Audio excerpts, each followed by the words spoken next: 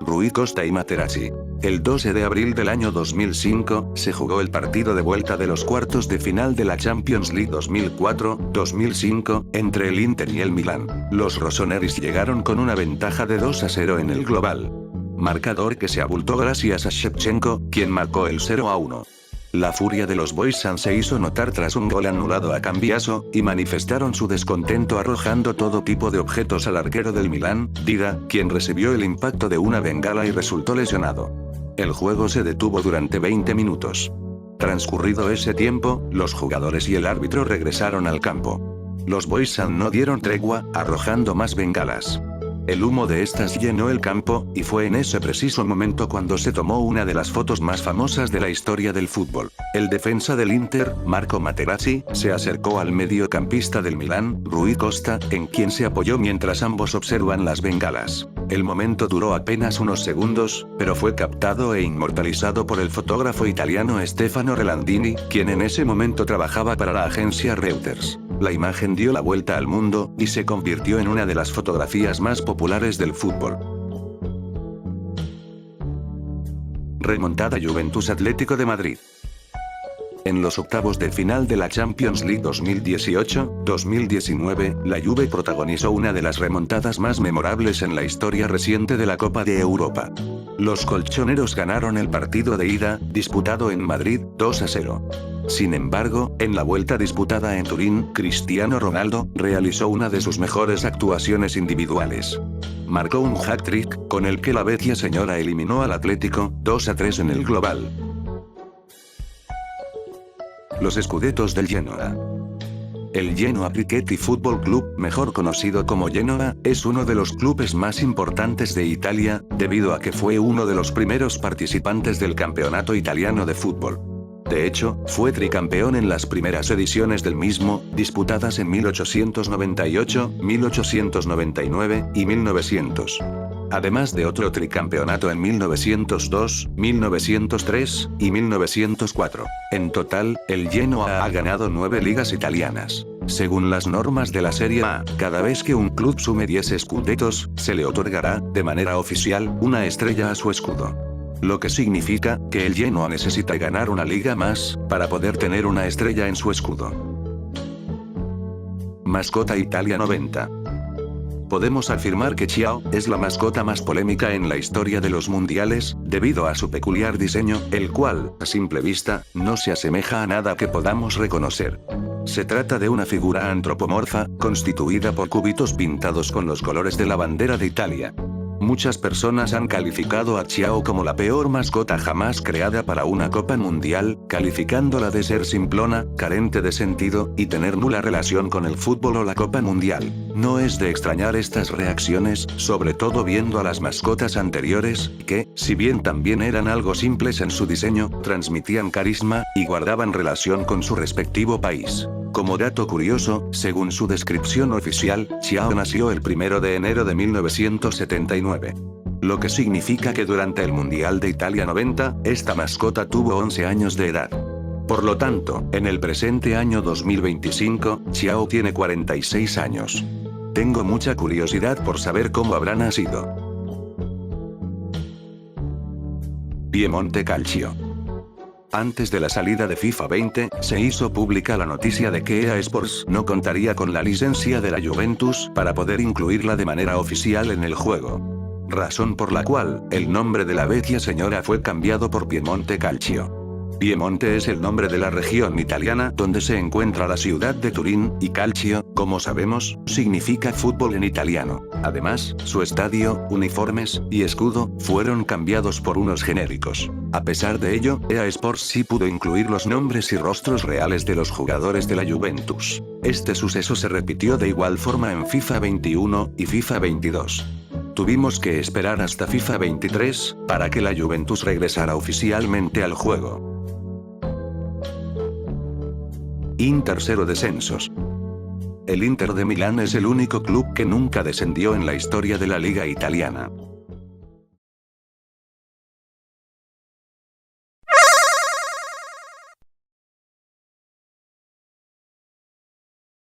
Juventus corrupta. La Juve es el equipo con mayor número de aficionados en el país de la bota, e irónicamente, es también el más odiado. No solo se debe a sus logros deportivos, sino también por el hecho de ser el club con más escándalos de corrupción en la Serie A. Calciopoli, fraude fiscal, acusaciones de dopaje y de ayuda arbitral. Benito Mussolini. El famoso dictador italiano fue un gran fanático del fútbol, e influyó en él de manera determinante. En el año 1927, ordenó la creación de un gran club romano. Para ello, gestó una fusión entre 3 equipos capitalinos: Unione Sportiva Alba Audace, Fortitudo Pro Roma, y el Fútbol Club di Roma. De esta fusión, surgió la Associazione Sportiva Roma. También se buscó que la Lazio formara parte de esta fusión, sin embargo, Italo Foschi, miembro del partido fascista, e hincha blanquiceleste, se opuso.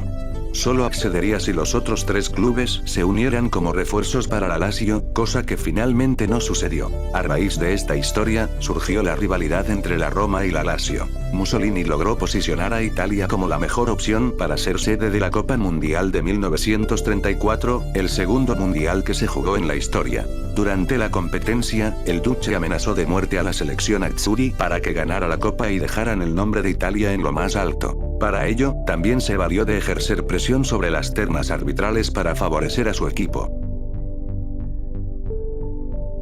La decadencia del Milán. En la década del 2010, el Milán sufrió una gran decadencia al no reestructurar su plantilla y darle un cambio generacional. Sumado a una falta de dirección clara, juego inconsistente y fichajes que no terminaron por reforzar al equipo, resultó en pérdida de protagonismo y prestigio del Milán, tanto en las competiciones domésticas como internacionales. Si bien, es cierto que el Milán no es un equipo que gane la Serie A constantemente, siempre ha sido un equipo competitivo. No obstante, entre los años 2010 a 2020, no destacó en ninguna competencia, salvando el hecho de haber ganado la Serie A 2010, 2011, y la Supercopa de Italia de 2016, y ser subcampeón de la Copa Italia en 2016 y 2018. El Milán no planeó a futuro, y tras las salidas de Zlatan, Thiago Silva, Gattuso, Nesta, Zambrotta, Inzaghi, entre otros, no supieron cómo reemplazarlos. La crisis deportiva se convirtió en económica, razón por la cual su presidente Berlusconi se vio obligado a vender la propiedad del club. Durante esos años, se tomó al Milán como ejemplo de lo que un equipo grande no debe hacer. En la actualidad, el Milán se ha reconstruido y ha vuelto a ser un equipo competitivo. La decadencia del Parma. Este tema ya fue tocado en un viejo vídeo del canal, y con mayor lujo de detalle. Arriba les dejaré una tarjeta para que le echen un vistazo después de ver este vídeo. El Parma, en los años 90 y principios del 2000, fue un equipo copero. Contando con grandes futbolistas en su plantilla, como Gianluigi Buffon, Fabio Cannavaro, El Tino Asprilla, Enrico Chiesa, Hernán Crespo, entre otros, el Parma ganó 8 títulos, entre 1991 y 2002. 3 Copas de Italia, una Supercopa de Italia, 2 Europa League, una Recopa de Europa, y una Supercopa de Europa. Además de conseguir un subcampeonato de Serie A, 2 subcampeonatos de Copa Italia, 3 subcampeonatos de Supercopa de Italia, y un subcampeonato de Recopa de Europa. A partir de la temporada 2002-2003, inició la pesadilla. Las estrellas del equipo emigraron a otros lugares. El cambio de generación y los nuevos entrenadores no dieron la talla. El Parma decreció en su fútbol, así como en la tabla de posiciones, lo que lo llevó al descenso en la temporada 2007-2008. Sin embargo, en la temporada 2008-2009, logró el ascenso. El club cruzado se mantuvo en la mitad de tabla año tras año, hasta el 2015, cuando fue disuelto debido a su multimillonaria deuda, y el arresto de su presidente, Gianpietro Manenti, acusado de fraude y lavado de dinero. En verano de ese mismo año, el Parma fue refundado como Parma Calcio 1913, y disputó la Serie D, en la temporada 2015-2016. Hoy en día, este club se mantiene entre la Serie A y la Serie B. OVNIs. Este tema lo expliqué en mi primer iceberg del fútbol, sin embargo, ahora les daré más información al respecto. El día 27 de octubre de 1954, se disputó un partido entre los equipos toscanos Fiorentina y Pistoiese, en el estadio Artemio Franchi. Durante el segundo tiempo, el encuentro se detuvo, y posteriormente fue suspendido, debido a que los futbolistas, y los 10.000 espectadores presentes en el estadio, quedaron impactados al ver objetos voladores no identificados flotando sobre sus cabezas. Algunos testigos aseguran que la forma de estos objetos era similar a un cigarro. Uno de los jugadores presentes en este suceso, fue Ardippo Magnini, que jugó con la selección italiana en el Mundial de Suiza 54. La versión de Magnini difiere de otras, al afirmar que los objetos tenían forma de huevo. El suceso ocurrido en este partido, coincidió con una serie de avistamientos ovnis en la región de Toscana durante esos días, que fue acompañado por el fenómeno del cabello de ángel, una sustancia extraña que se desintegraba al ser tocado. La teoría más plausible explica que se trató de una gigantesca migración de arañas, las cuales, utilizan su telaraña para viajar por el viento hacia otros lugares. Sin embargo, existen inconsistencias que impiden dar un veredicto. Genoa sin ganar. El último título de liga que ganó el Genoa, fue en la temporada 1923-1924, es decir, hace 100 años. Su título más reciente, fue la Copa Italia de 1937. Italia sin clasificar. La Azzurri atraviesa una crisis deportiva que no se había visto desde la década de los 50 y 60. Después de ser campeón del mundo en Alemania 2006, el rendimiento de Italia dejó bastante que desear en posteriores torneos internacionales, específicamente en las Copas del Mundo. En Sudáfrica 2010 y Brasil 2014, Italia fue eliminada en la fase de grupos, demostrando un nivel muy bajo. No se clasificó a Rusia 2018, siendo la primera vez, desde 1958, que Italia no participaba en un mundial. La sorpresa fue todavía mayor, cuando la Azzurri se quedó afuera de Qatar 2022. Su segundo mundial consecutivo sin asistir, algo nunca antes visto en la historia del fútbol. Verona sorpresa. El Hellas Verona hizo historia al ganar su primer y único scudetto en la temporada 1984-1985. Un título que tiene mucho mérito para un equipo humilde que hace poco competía en la Serie B. Los Gialloblues fueron campeones con 43 puntos obtenidos en 30 partidos jugados. 15 victorias, 13 empates y solo 2 derrotas. 42 goles a favor y 19 encajados. Números increíbles, sobre todo si tomamos en cuenta que el Verona competió contra la Juventus de Platini, el Napoli de Maradona y Bertoni, el Inter de Rummenigge, y el Udinese de Zico.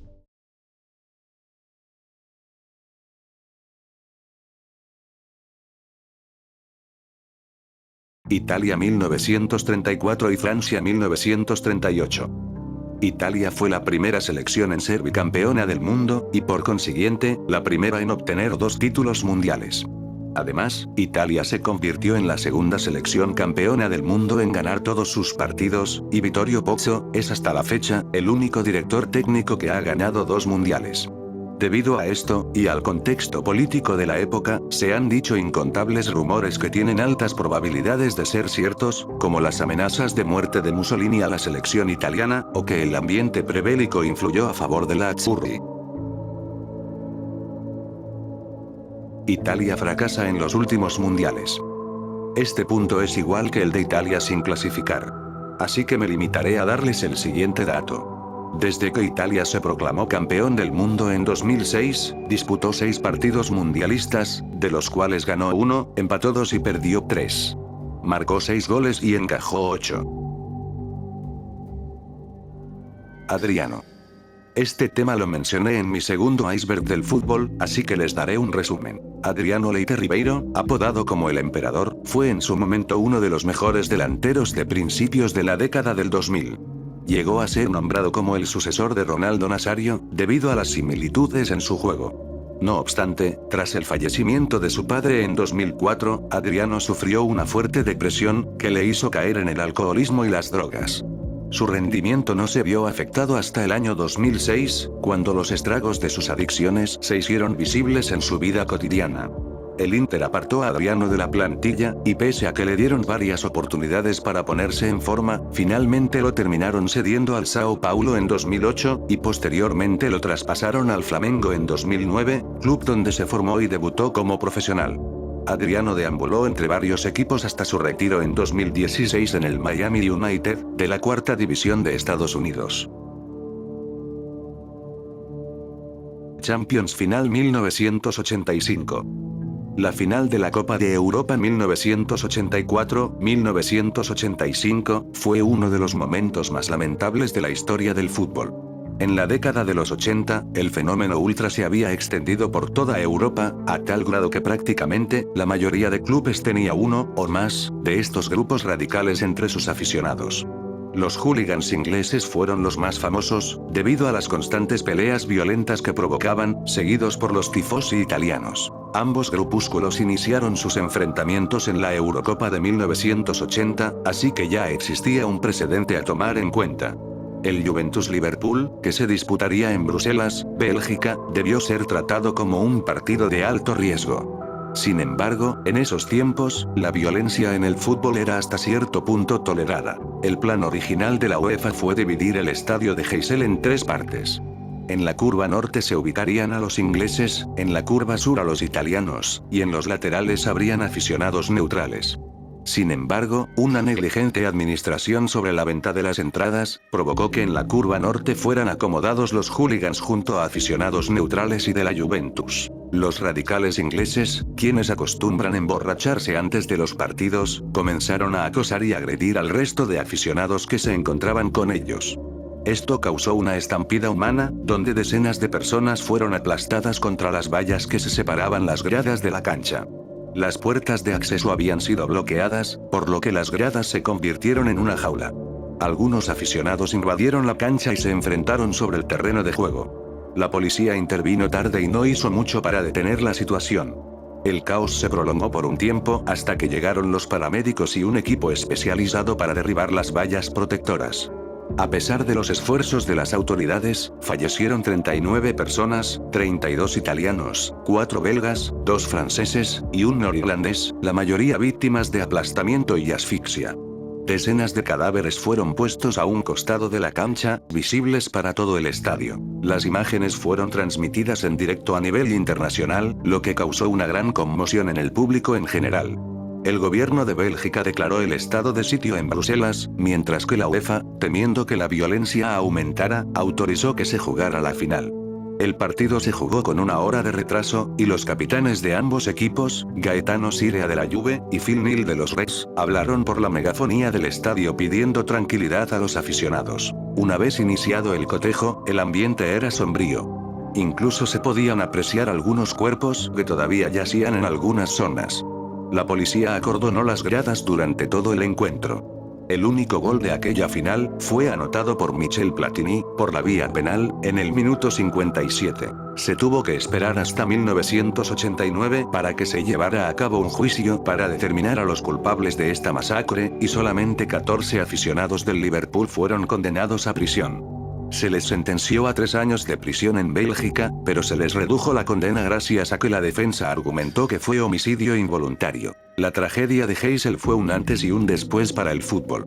Los clubes ingleses fueron suspendidos por 5 años de toda competición internacional, el estadio de Heysel fue clausurado, y la FIFA modificó los reglamentos para los estadios de fútbol y se incrementaron los criterios para garantizar la seguridad en los partidos.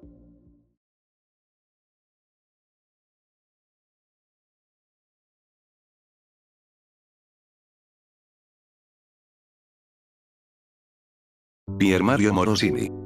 Pier Mario Morosini fue un futbolista italiano, que jugó como mediocampista, y nació en Bérgamo, el 5 de julio de 1986. Inició su formación en la cantera del Atalanta. A la edad de 15 años, Pier Mario perdió a su madre, Camila, en 2001. En el año 2005, Pier Mario fue traspasado al Udinese, mismo año cuando falleció su padre, Aldo, debido a un paro cardíaco. A partir de ese momento, Pier Mario tuvo que hacerse responsable de sus 2 hermanos, Francesco y Carla Maria, ambos con discapacidades psicológicas. En 2006, Pier Mario debutó con el Udinese en Primera División, con 19 años. Sin embargo, la tragedia volvió a golpearlo. Su hermano Francesco, quien era muy unido a su padre, se suicidó debido a una fuerte depresión. Pier Mario no se derrumbó, sino que siguió adelante, con la ilusión de cargar con el sueño de ser futbolista profesional, algo que quería toda su familia. Pier Mario jugó cedido en el Bolonia, el Vicenza, Reggina, Padova y Livorno. Además, jugó en la selección italiana sub-21, disputando 19 partidos, incluyendo la Eurocopa sub-21 del año 2009. El día 14 de abril de 2012, mientras se disputaba un partido entre el Livorno y el Pescara, correspondiente a la Serie B, Pier Mario se derrumbó en la cancha en el minuto 31. Los médicos corrieron a atenderlo, mientras el resto de futbolistas estaban en shock. Pier Mario tuvo que ser trasladado en ambulancia hasta el Hospital Civil de Pescara. Una hora después, falleció producto de un paro cardíaco, a la edad de 25 años. En homenaje a su memoria, se suspendieron todos los partidos del fútbol italiano programados para ese fin de semana, y el Livorno retiró el dorsal 25, el cual utilizó Pier Mario. De la familia Morosini, únicamente quedó Carla Maria. Debido a su condición mental, Carla Maria no era capaz de mantenerse a sí misma, por lo que fue acogida por Antonio Di Natale, y asistida por el Atalanta y el Udinese. En el año 2016, tras una investigación de la Fiscalía de Pescara, se dictaminó que los médicos que atendieron a Pier Mario cometieron homicidio. Vito Molfese, médico de urgencias, fue condenado a 1 año de prisión. Manlio Porcellini, médico del Livorno, y Ernesto Sabatini, médico del Pescara, recibieron 8 meses de prisión. La investigación demostró que estos doctores no cumplieron con el protocolo. Había un desfibrilador disponible en el estadio y en la ambulancia que trasladó a Pier Mario, sin embargo, nunca fueron utilizados.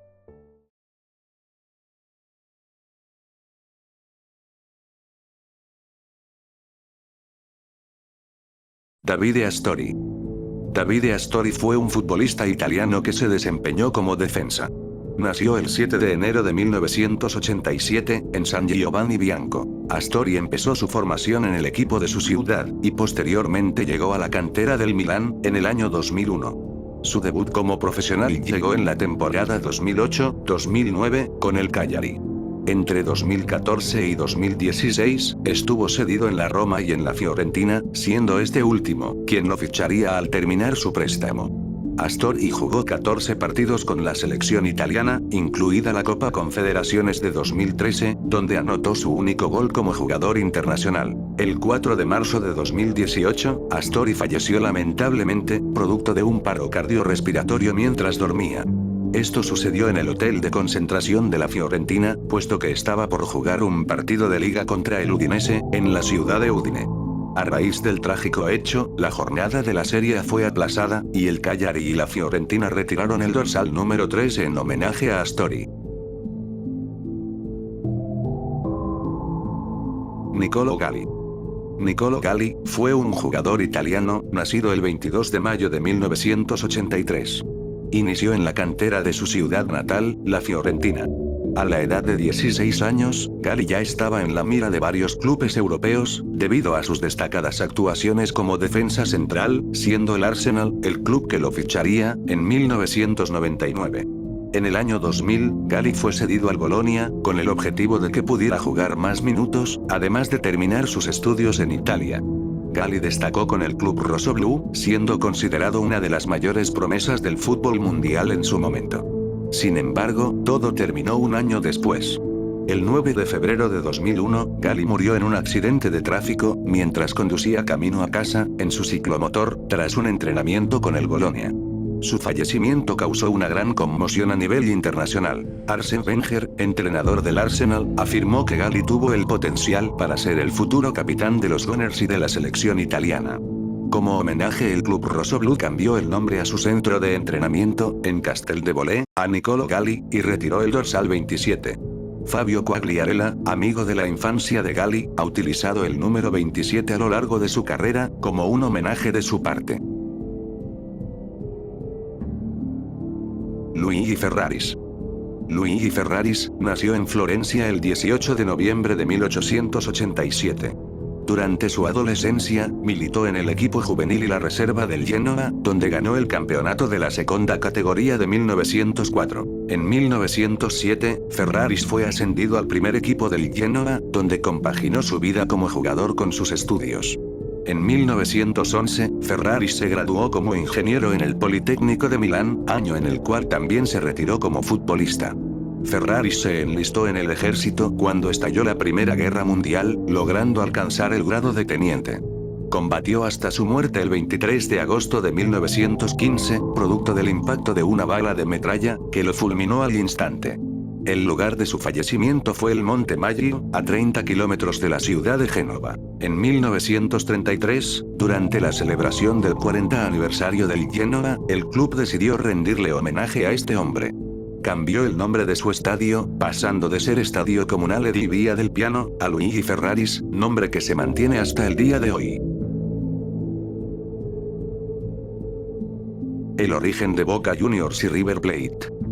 Aunque no lo crean, los clubes más grandes de Argentina tienen una estrecha relación entre sí, gracias a la ciudad de Génova. Tanto Boca como River fueron fundados en el mismo lugar, La Boca, barrio obrero de Buenos Aires, que, a finales del siglo XIX, había recibido a muchos inmigrantes italianos, la mayoría provenientes de Liguria. River fue fundado el 25 de mayo de 1901. La elección de sus colores, blanco y rojo, se basó en la bandera de Génova. Boca fue fundado el 3 de abril de 1905, por un grupo de jóvenes del barrio de La Boca, quienes eran hijos de inmigrantes italianos provenientes de Génova. Al no poder usar los colores de esta ciudad, que ya habían sido tomados por River, decidieron adoptar los colores azul y amarillo, de un barco sueco que había llegado al puerto cercano al barrio. El histórico apodo, Xeneize, con el que se identifica a Boca y a sus hinchas, significa genovés en dialecto ligur. Incidente racial Milán 2013. A principios de enero, en el año 2013, el Milán jugó un partido amistoso en la ciudad de Busto Arsizio, Lombardía, contra un equipo local, llamado Pro Patria. Durante los primeros minutos del partido, un sector de la grada realizó cánticos y sonidos racistas, cada vez que los jugadores afrodescendientes del Milán tocaban el balón. Mbaye Niang, Urbie Emanuelson y Kevin Prince Boateng fueron las víctimas de este bochornoso acto. Cerca de la media hora del encuentro, Boateng recibió la pelota cerca de la banda. Al escuchar nuevamente los sonidos racistas, estalló y pateó la pelota hacia la grada. Los jugadores y árbitros se aglutinaron, tratando de calmar la situación. Sin embargo, tanto Boateng como Allegri pidieron a todos que se retiraran de la cancha. El Milán abandonó, y el árbitro suspendió el partido.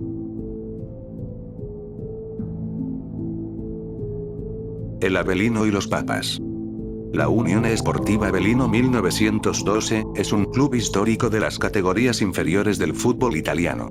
A lo largo del tiempo, se ha mantenido entre la Serie B, C y D, y jugó en la Serie A, por lo menos, durante una década. Este club se ha hecho conocido entre los aficionados, debido a que cada vez que asciende de categoría, un papa fallece o renuncia al cargo. Estas coincidencias iniciaron en el año 1958, y continúan hasta el día de hoy. En 1958, el Avellino ascendió a la Serie C, coincidiendo con el fallecimiento del Papa Pío XII.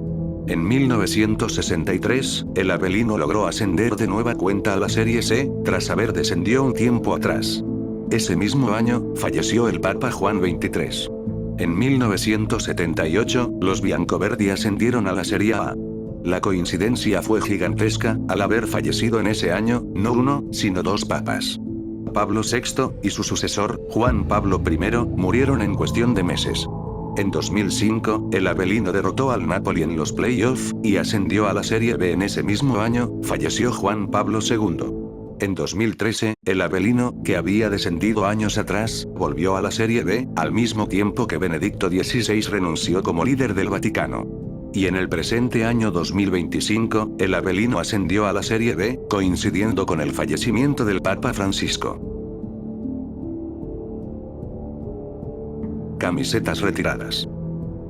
Italia es uno de los países donde más dorsales se retiran, como manera de homenajear a un futbolista o a la propia afición. A continuación, veremos todos los casos. Clubes que retiraron dorsales por futbolistas. Siena. Retiró el número 4, en homenaje a Michele Mignani. Atalanta. Retiró el número 14 en homenaje a Federico Pisani, por su fallecimiento. Avellino. Retiró el número 10 en homenaje a Adriano Lombardi, por su fallecimiento. Polonia. Retiró el número 27 en homenaje a Niccolò Galli, por su fallecimiento. Brescia. Retiró el número 10 en homenaje a Roberto Baggio. Y el número 13, en homenaje a Vittorio Mero, este último por su fallecimiento. Cagliari.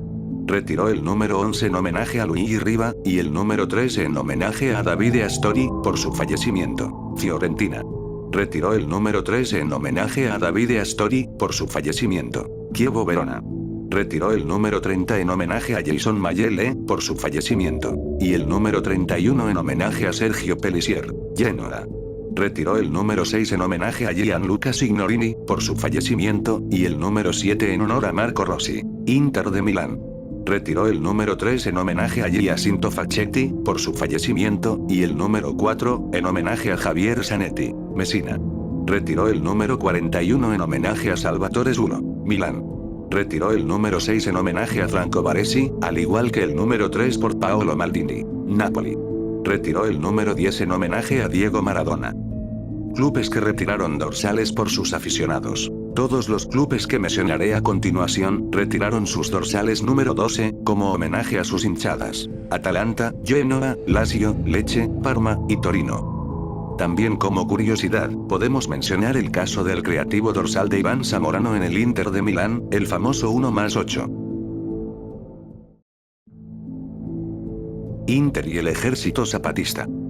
El Ejército Zapatista de Liberación Nacional, también conocido por sus siglas EZLN, fue un grupo guerrillero mexicano que hizo su aparición pública en 1994, en el estado de Chiapas.